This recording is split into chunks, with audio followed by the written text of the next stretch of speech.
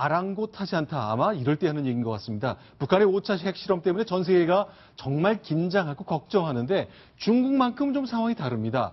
북한의 외무상 중국으로 들어갔습니다. 그리고 중국산 트럭 북한으로 끊임없이 단다는군요. 네. 오늘 그 북한 이용호 외무상이 미국 뉴욕에서 열리는 유엔 총회를 참석하기 위해서 고려항공편을 이용해서요. 베이징에 지금 도착했다라는 그 외신 보도가 나오고 있습니다.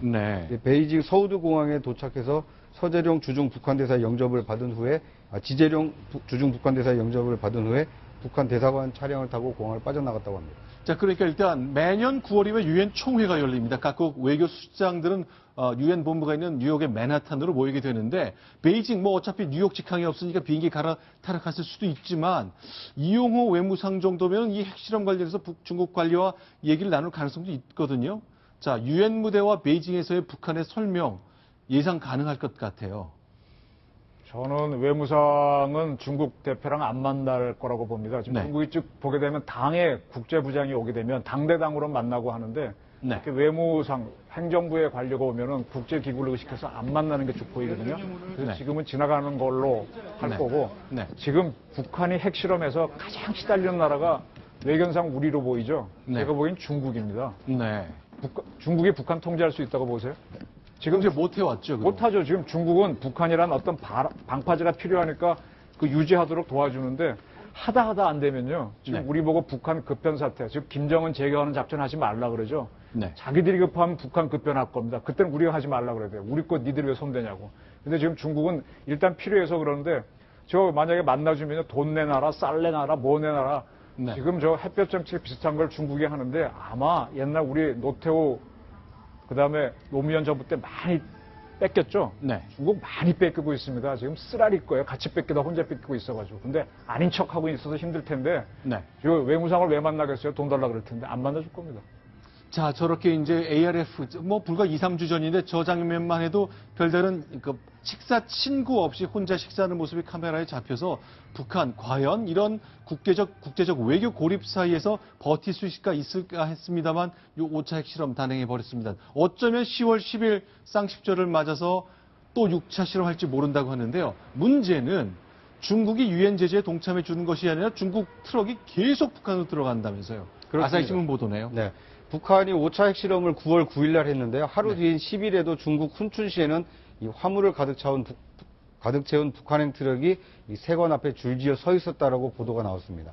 그러니까 그만큼 핵실험 이후에도 무슨 북중 관계가 이상이 있는 것이 아니라 정상적인 그 무역 교류를 활발히 하고 있다.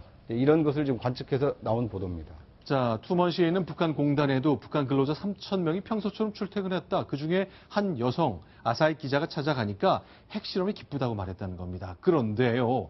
자, 유엔 차원의 제재 5차 핵실험 때 나왔잖아요. 4차 핵실험 때문에 나왔잖아요. 그때 만약 한 번 더 도발하면 더 강도 높은 제재를 내린다는 이른바 자동 제재 조항을 붙여 놓았습니다만 이것 역시 중국이 동의하지 않으면 아무 소용없는 거잖아요. 그렇죠. 지금 북중 무역 규모 한번 이거 보면은 이게 그 중국에서 가장 데이터가 정확한 해관 총수에서 나온 거거든요. 오히려 좀 6월 달 되니까 더 증가되지 않았습니까? 4월, 5월 조금 줄어든 것처럼 보이게 하다가 오히려 6월 되니까 더 증가하고 있거든요. 지금 제일 많이 증가하는 게 어떤 그 장성택 주께서 석탄, 섬유 이런 게 지금 증가된다고 하지 않습니까? 자, 그런데요. 글쎄요, 중국이 지금 어떤 생각인지 모르겠습니다만 계속해서 그 거래량은 늘리고 있거든요. 다 이게 민생과 관련된 것은 예외로 한다, 제재에서 제외한다 이런 조항 때문에 다 줄줄 새는 거지 않습니까?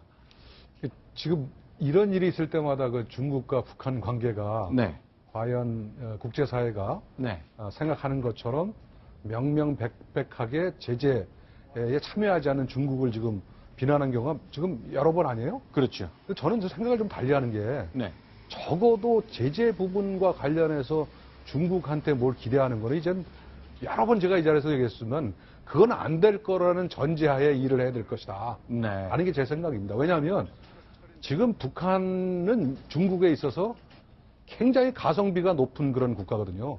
조금만 줬는데도 불구하고 성능이 높은 요즘 젊은 친구들이 가성비 많이 따잖아요. 가격 대 성능 비. 그렇죠. 가격 대비 성능비가 높다는 건데 지금 국가 대 국가로 치면 북한이 중국에 있어서 가성비가 대단히 높은 국가인데 중국이 그걸 저라도 포기할 이유가 없고 네. 외부에서 비난 같은 거는 예를 들어서 살짝 피하면 되는 거고 네. 동참하는 척하면 되는 거지 그것을 문제 삼아서 네. 북한을 갖다가 붕괴까지 또는 거의 망하기 직전까지 몰고 갈 이유가 중국으로 보면 진짜 하도 없다. 네. 그런 거를 우리 국가가 그 전제하에 일을 했으면 좋겠다. 네. 라는 게 제 생각입니다. 그러면요, 지금까지 이제 예측 가능한 것은 지금 중국이 가장 아쉬운 것은 남중국해에서의 미국과의 다툼이잖아요. 그렇죠. 만약에 그 정도에서 그렇게 중국이 크게 관심을 가지는 영역에서 미국이 양보하지 않는 한 북한에 대해서 큰 중요한 의미 있는 양보를 할 것 같지가 않거든요. 굉장히 중요한 지적이라고 생각하는데요. 네. 사실은 사드 문제도 표면이지만 네. 미국이 중국을 신형 대국으로 인정하면서 남중국해의 중국의 이권을 인정해주고 네. 또 아시아 태평양에서 중국이 1도련선, 2도련선으로 태평양 어느 정도의 해상 파워를 발휘하려고 하는데 네. 그런 거 인정해주면 사드 문제에 안 걸고 넘어질 거예요. 근데 그런 거를 인정 안 해주니까 네. 표면적으로 사드를 걸고 넘어져서 한국과 미국을 이간시키고 압박할 수 있는 좋은 수단이 사드인 거거든요. 네. 저는 그렇게 봅니다. 자, 지금 보시는 것처럼 저 남중국해 이제 인공섬을 만들다시피 하면서 그 활주로까지 만들었거든요.